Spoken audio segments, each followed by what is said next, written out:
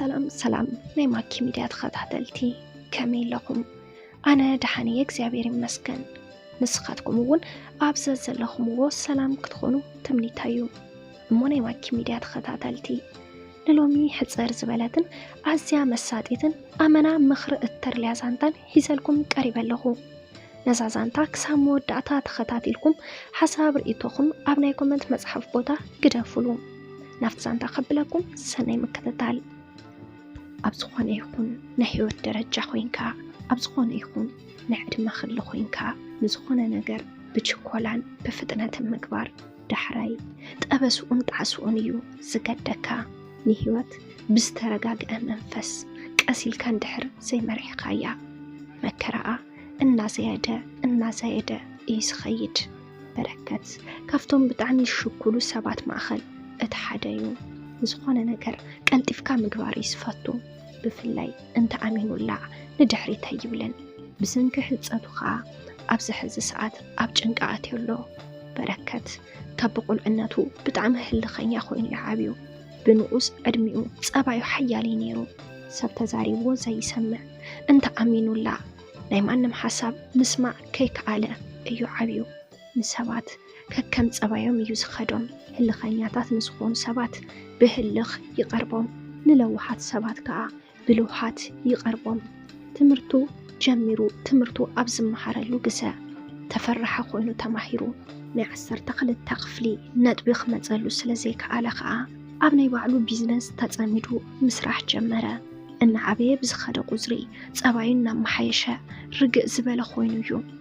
ስርሑ እውን ምስ ሰባት ምርድዳእ ናይ ሰባት ሓሳብ ምስማዕ ግድን ስለ ዝኾነ ነቲ ዝነበሮ ባህርያት ንኸመሓይሽ ገይርዎ እዩ።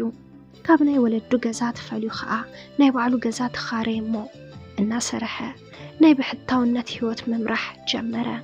እቲ ስርሑ ዕረፍቲ ስለ ዘይነበሮ ገጹ ኸይዱ ምግቢ ሰሪሑ ዝበልዐሉ ግዜ ስለ ዘይብሉ ኣብቲ ከባቢ ስርሑ ምስሑ መሲሑ እታ ዝተረፈቶ ግዜ ከዓ ኣብቲ ናይቶም ስራሕ ጎኒ ኣብ ዘላ ናይ ሄለን እንዳቡና ኮፍ ኢሉ ሰትዩ ይኣቱ። እዛ ምንቅስቃስ እዚኣ ናይ ኩሉ ግዜ ምንቅስቃሱ እያ። ሓደ ግዜ ኣብ ገዝኡ ጽቡቕ በሊዑን ይመጽእ እሞ ምሳሕ ስለ ዘይጥቀም ስቕ ይብል። ናፍታ ቡና ግና ከይከደ ይውዕልን። ናይ ቡና ወልፊ ሓሊዎ ኣይኮነን። ኩሉ ግዜ መዓልታዊ ናብኡ ዝኸይድ ምስኡ ተተሓሒዙ ንሄለን ናይ ምርኣይ ወልፊ እውን ስለ ዘለዎ እዩ ብተደጋጋሚ ዝኸይድ። ሄለን ማለት ብጣዕሚ ምልክዕቲ ካብ ዝበሃላ ደቂ ኣንስትዮ ዋላ እንተዘይኮነት ግና ከዓ ናይ ባዕላ ዝኾነ ዝስሕብ ነገር ኣለዋ። ምስ ኩሉ ሰብ ብማዕረያ እትስሕቕን እትፃወትን ንኩሉ ከዓ ብፍጹም ቁኑዕ ዝኾነ ቅንዕና ስለ እትቐርቦም ብዙሓት ዓማዊል ኣለውዋ። ካብኣቶም ሓደ ከዓ በረከት እዩ። በረከት ዝበዝሕ ግዜ ምስ ናታ ፊት ንፊት ኣብ ዝርከብ ወንበር ኮፍ ኢሉ እዩ ቡና ሰቲ። ኣብ ቅድሚኣ ኮፍ ኢሉ ከዓ ኩሉ ምንቅስቃሳ ይዕዘባ። በረከት ብሄለን ክንድኡ ዝኣክል ምምሳጡ ብጣዕሚ ዝገርሞ። ምክንያቱ ከዓ ንሱ ንኸፍቅር መስፈርቲ ዝገብሮ ነገር ነይርዎ። ንሱ እውን መልክዐኛ ዝኾነት ነዋሕ ፀጉሪ ርእሳ ንውሕ ዝበለ ቅርፃ ሰሓቢ ኮታስ ኩሉ ነገር ጽቡቕ ዘለዋ ጓል እዩ ከፍቅር ዝደሊ ነይሩ። ዓርቂ ክሕዝ ዝደልያ ጓል ከምዚ ዓይነት እያ ነይራ። ግና ከዓ ኩሉ ነገር ከም ዝፈተኻዮን ንስኻ ከም ዝሓሰብካዮን ዘይኮነስ ብናይ ፈጣሪ ፍቓድ ስለ እትምራሕ በረከት ብሄለን ተሰሓበ። ሄለን ምስ ኩሉ ብማዕረ ትስሕቕ ዋላ እንትኾነት ምስኡ እንትትስሕቕ እንከላ ግና ፍሉይ ነይሩ። ሓደ ግዜ ሰብ እንተዘይሃልይዋ ምስኡ ኸይዳያ ኮፍ ኢላ ተዋግዕ። በረከት እውን ኮፍ ኢላ ንኽተዋግዖ ምእንቲ ሓደ ግዜ ሰበብ ዘይብላ ሪኡ ናብኣ ይኸይድ እሞ ጽቡቕ ኣዕሊልዋ ይምለስ። በረከት ካብ መዓልቲ ናብ መዓልቲ ብሄለን እናተሰሓበ እንትኸይድ ከይተረድኦ እናፍቀራ ኸደ። ምስ ኩሉ ሰብ ብእተርእዮ ጽቡቕ ዝኾነ ቀረቤታ ግና ዓርኪ ኸይህልዋ ይሰግእ ነበረ። ነዚ ነገር መጀመርታ ንምርግጋጽ ኢሉ ከዓ ብወግዓ ወግዒ እንትሓታ ምንም ዓርኪ ከም ዘይብላ ነገረቶ እሞ ኣመና ተሓጐሰ። ሄለን እውን በረከት ብፍሉይ ዓይኒ እያ እትሪኦ ነይራ። ንኣብ ዘለዎ ቀረቤታን ሓልዮትን ኣብ ልባ ከብተእትዎ ብዙሕ ጌራያ። ግና ኸዓ ኣብቲ ሽዑ ሰዓት ዓርኪ ናይ መሓዝ ዕላማ ይነበራን። በረከት ሓደ መዓልቲ ንሱ ካብ ስራሕ እንትወፅእ ንሳ እውን ኣጻጽያ እንትትከይድ ተራኸቡ። ኣብዚ ግዜ ንኸፋንዋ ነገራ እሞ ብሓደ ወክና ገበሩ እንትኸዱ በረከት ዝነግራ ዓብዪ ቁም ነገር ስለ ዘለዎ ኣብ ሓደ ቦታ ኮፍ ንኽብሉ ሓተታ። ሄለን እውን እቲ ግዜ ገና ዘይመሰየ ብምንባሩ ብሓሳቡ ተሰማሚዓ ቦታ መሪፆም ኣብ ሓደ ጽምው ዝበለ እንዳ ኬክ ብምእታው ኮፍ በሉ። ኣብቲ ገዛ ንሳ ሶፍት ኬክ እንትትዕዝዝ ንሱ ከዓ ለስላሳ ነገር ኣዚዙ ስለ ስራሕ እናዕለሉ ጸንሑ እሞ በረከት ክነግራ ዝደለየ ነገር ኩሉ ዘርዚሩ ነገራ ከም ዘፍቅራ ንዓ ዓብዪ ቦታ ከም ዘለዎን ብዛዕባኣ ዝስምዖ ስምዒት ከም ዘሎን ነገራ። ሄለን ነዚ ናይ በረከት ሕቶ ምስ ሰምዐት ክልተ ዓይነት ስምዒት ተሰሚዕዋ። በቲ ሓደ ወገን ብጣዕሚ ተሓጎሰት፣ በቲ ካሊእ ጎኒ ከዓ ኣብቲ ሽዑ ሰዓት ዓርኪ ናይ መሓዝ ድሌት ስለ ዘይነበራ እንታይ ኢላ ከም እትምልሰሉ ጨነቓ። ድሓር ግን ድሕሪ ብዙሕ ምሕሳብ እቲ ግልፂ ነገር ነገረቶ። ዓርኪ ክትሕዝ ከም ዘይትደሊ ነገረቶ። በረከት ነዚ ምስ ሰምዐ ምኽንያታ ንኽትነግሮ ኣጥቢቑ ሓተታ።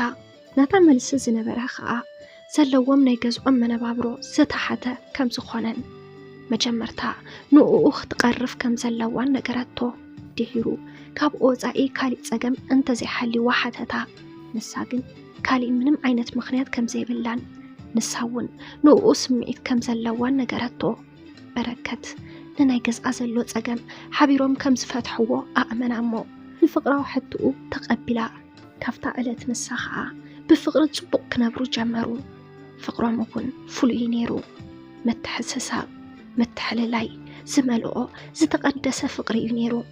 በረከት ካብቲ ዝሰርሖ ስራሕ ንወለዳ ንኽትሕግዘሉ ይህባ እሞ ዝተረፈ ከዓ ንህይወቱ ከከናውነሉ ይሕዞ። ገዝኦም ደኣ በበይኖም ይኹኑ እምበር ዝበዝሕ ጊዜኦም ብሓደ እዮም ዘሕልፍዎ ነይሮም።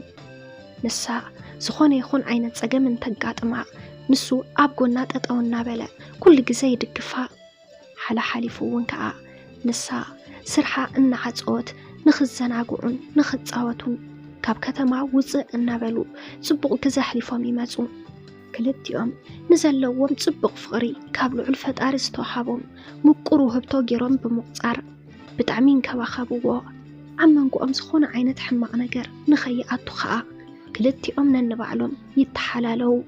በረከት ጠንኪሩ እንትሰርሕ ዝሰርሖ ዝነበረ ስራሕ እናዓበየ ዘእትዎ ዝነበረ ኣታዊ እውን ከዓ ብኡ ልክዕ ዓበየሉ። ህይወቱ ክደላደለሉ ምስ ጀመረ ምስ ሄለን ሓዳር ንኽገብሩ ምዝታይን ምምኻርን ጀመሩ። ብዛዕባ ሓዳር ብዛዕባ ናይ ቀጻሊ መጻኢ ህይወቶም እናሓሰቡ እናሃለዉ ግና ንኽልቲኦም ከፈላሊ ዝኽእል ነገር ተፈጠረ። መቸም ኩሉ ግዜ ኣብ ህይወትካ ጽቡቕ ነገር እንተዓስለካ ነዚ ጽቡቕካ ንምርሓቕ ሰይጣን ሰራዊቱ እንዲህ ዝልእኽ። ናይ ክልቲኦም ፍቕሪ ንምብታን እውን ንወለዳ ኣሕሰቦም። ሄለን ኩሉ ግዜ ካብ ፍቓድ ወለዳ ወፂኣ ኣይትፈልጥን እያ። ኣተዓባብያ ብፀገም ስለ ዝነበረ ወለዳ ተፀጊሞም እዮም ኣዕብዮማ። በዚ ከዓ ካብ ቃሎም ንዘይምውፃእ ቃል ኣትያ ነይራ። ሎሚ ግን ካብ ዓቕማ ወፃኢ ዘይትደልዮ ነገር ንኽትገብር ከግድድዋ ጀመሩ። ንሱ እውን ከዓ መርዓ ዝበሃል ነገር እዩ። ንኽትምርኦ ከም ዝደልዩ ምስ ነገርዋ ኣመናያ ደንጊፃ መጀመርታ ብዘይ ምእማን ይቕልዱ ከይህሉ ሓተተቶም። እንተድሓር ግና ኩሉ ነገር ቁም ነገር ከም ዝኾነ ምስ ተረድአት ንሳ ተፍቅሮ ወዲ ስለ ዘለዋ ክትምርዖ ከም ዘይትደሊ ነገረቶም። ወለዳ ግና ንሕና ዘምፀናልኪ ክትምርዓዊ ስለ ዝበልዋ እንታይ ክትገብር ከም ዘለዋ ኣመና ጨነቓ። ነዚ ነገር ናብ በረከት ከይዳ እንትትነግሮ ብጣዕሚ ደንገፀ። ምኽንያቱ ከምኡ ክኸውን ኢሉ ሓሲብዎ ይፈልጥን ነይሩ።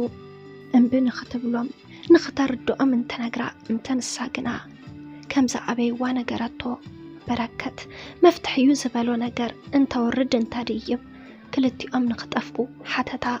እንታይ ሄለን ግና ወለዳ ገዲፋ ናብ ምንም ክትኸይድ ከም ዘይትደሊ ነገረቶሞ። ብናይ ወለዳ ሓሳብ ተሰማሚዓ ምስ በረከት ተፈላለዩ። ሄለን እውን ምስ ወለዳ ዘምፁላ ወዲ ተመርዓወት። በዚ ነገር በረከት ኣመና ሓዘነ። بركت ون حزنو إنخ على سرحون تقتل كولد دون خمرعو دفئت كجبرلو جمرة بركت مسمررو زمر عواقوال كم زيبلو انت نقرم نسو الشنتيلوام نو أزبلو واقوال كم زلانا قروا بركتون نهيلن نمرسع إلو بنا ولدو حساب تسماميو تمرعوا جناخا كم زحسبو نهيلن كرسعي كالن معلتي كاب امرؤو أوزي وايفلتن كم زنابلا كل التعامات تقبر حدو الدقال عولدا هيلن بانصارو مس بعل جزء من فقري زبحال نجر أين برومن معلتي دس كيبلوم يزحلف حنت معلتو على كم سب حدار كوينم تزناجعم كنا حساب تمخاخيرو ما يفلتون بزنجر اتسب آيات تأجست تنقو كفاتحو كم زدل نجرها هيلن مفتح زبل مسمعت أمنا دس بلامو كلتيهم تفاتحو بركت نهيلن مفتح نتسمع أمنا دس بلو دحركن نا أزرخ بلو مخنات سلا زينبو سقيلو هيوتو قد سلا هيلن بتدقاقامي دويلاتلو كالعلا سلا زي كالا حدا معلتي نافت سرحو خدت بركت رئي مسبلا بسمعيت كيدو حقفا كاب سمعيتو تلاقي أخا نمنتاي كم زمتت تقلبيتو حتتا نساون مسب آيا نو اختبل كم استفاتحت نكيرا فقروم نقصلو حتتتو بركت نتفقرين تدليو على جناخا بعل حدار كم زخونن أبو قول أخم زخونن نجرا هيلن نز نجر عقل لبلا نتاسبيتو نخفتحا نودخا بدق خوينو نخحجزو نجرتو بركت كو واحد قالو سلازيك على أي خونن يلوس هددا هيلن مسترقاقمتو جن سلازيك على أي خونن كبلايك علن تسعر اللامو فقروم حديثون فقروم كاتسالو أزجن أبلع لحداريو كم زيلون نحلو جن بركت أبكلتين منجو تقرقيروت أجمو نهيلن قديفو كي قتل نهيلن أمن عايز فكرة نبعال تجزء قديفو مسهيلن ركبو خي قتل كا حدا نيودو ناي مزعي عدل كالاي كا ناي ولدو قال كبدو بزز تلعال خا أب حيال جنكتلو سلا الزحوات نزز أجمو تردئهم مفتحيو التبلو حساب حبروا سلام ناي ماكي ميديا تخطاتلتي نلومي هزالكم قريبا سنبركو زانتا نزي مسل نيرو أبز زانتا حساب رئيتو انت دحاليكم أبناي كومنت مزحف بوتا حساب رئيتهم كتقدفلنا تخليهم نزي چانال حدشتي اندحر لحاليهم سابسكرايب بمكبر نتانا دول ملكت بمنكا ناي چانالنا ناي وطرو تخطاتلتنا كتخونو نلابو بقاتسالي بخالي زانتا بخالي مدب بخالي حساب كساب نراخب نس چانال لايك شير سابسكرايب مكبر ايتحمقو كسام وداتا مسانا سلت صنحكم كابلت بندا مسكنا بزخن فليكم سسنايو